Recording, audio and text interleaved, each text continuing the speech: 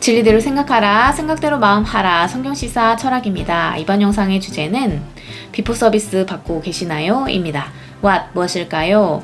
우리가 자동차를 구매하거나 전자제품, 가전제품을 구매할 때 반드시 고려하는 것, 애프터 서비스의 여부입니다. 때로는 애프터 서비스 보장의 정도에 따라 어떤 브랜드, 어떤 모델을 살지를 결정하기도 합니다. 그만큼 애프터 서비스는 우리 생활에서 익숙하고 또 중요한 부분이라 할 수 있는데요. 혹시 비포 서비스는 들어보셨나요? 제품에 문제가 발생했을 때 일정 기간 동안 보증 수리, 점검, 교체 등을 제공하는 사후 지원이 애프터 서비스라면 어떤 일, 어떤 문제가 발생하기 전에 미리 시행하는 사전 교육, 사전 점검, 사전 예방 등이 비포 서비스라 할 수 있습니다. Why? 왜 그럴까요? 가전제품은 애프터 서비스가 중요하지만 사람은 비포 서비스가 더더욱 중요합니다. 왜요? 사람으로 치면 병이 난 후 치료해주는 게 애프터 서비스. 병이 나지 않도록 주의를 주고 예방하는 것이 비포 서비스라 할 수 있습니다. 이미 생긴 병을 잘 치료할 수 있는 것도 좋은 일이지만 아예 병이 생기지 않도록 예방하는 건 더더욱 좋은 일이죠. 또 큰 인명피해를 낼 수 있는 자연재해나 산업재해도 사고 발생 후에 잘 수습하는 것, 애프터 서비스도 중요하지만 그보다 철저한 예방, 비포 서비스로 사고가 나지 않도록 하는 게 훨씬 중요합니다. 일어나지 않아도 될 사고를 예방해서 안 일어날 수만 있다면, 그래서 인명피해를 막을 수만 있다면 그보다 좋은 일은 없겠죠.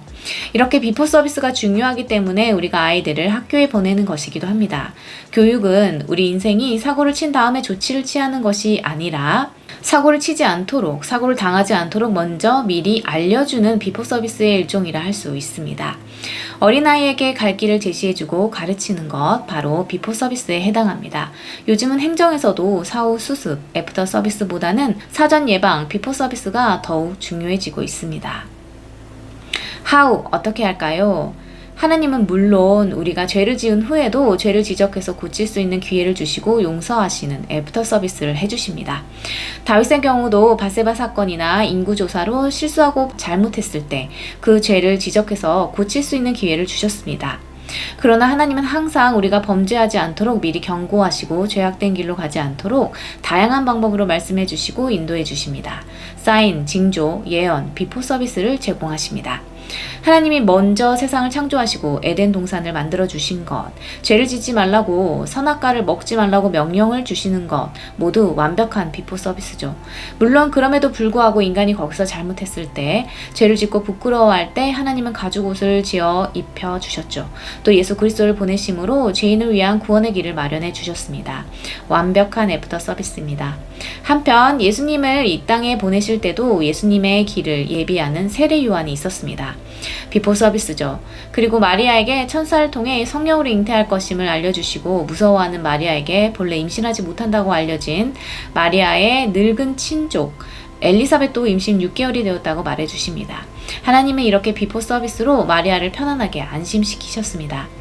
그 밖에도 하나님이 우리에게 주신 비포 서비스는 참 많죠. 저녁에 하늘이 붉으면 내일 날이 맑겠다. 남풍이 불면 덥겠다. 날씨의 징조를 주십니다. 우리가 구하기 전에 하늘 아버지께서 우리에게 있어야 할 모든 것을 아신다. 비포 서비스죠. 하나님의 전신 갑주를 입으라. 비포 서비스입니다. 이 땅에 오신 예수님도 병든 자를 고쳐주시는 애프터 서비스를 많이 해주셨지만 귀신을 쫓아내며 모든 병과 약한 것을 고치는 권능을 주어 제자들을 보내시기도 하고 제자들이 실족지 않게 미리 말씀해 주시기도 했습니다. 모두 비포 서비스죠. 누가복음 21장 30절에서 31절 싹이 나면 너희가 보고 여름이 가까운 줄을 자연히 아나니 이와 같이 너희가 이런 일이 일어나는 것을 보거든 하나님의 나라가 가까이 온 줄을 알라.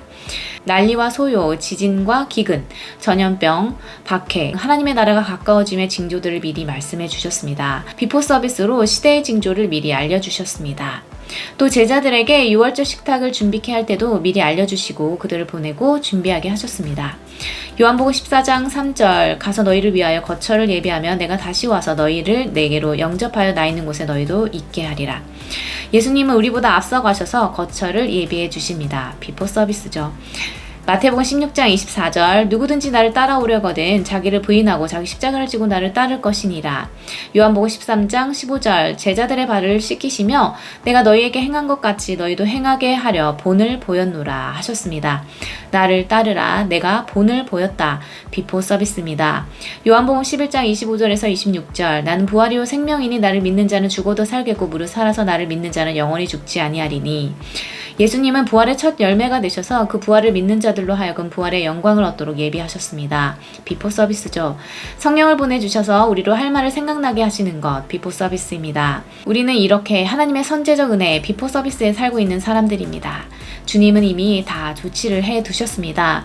물론 애프터 서비스도 좋지만 우리 모두 말씀과 성령의 감동으로 미리 시시각각 베푸시는 하나님의 비포 서비스의 은혜를 더욱더 경험할 수 있기를 소망합니다.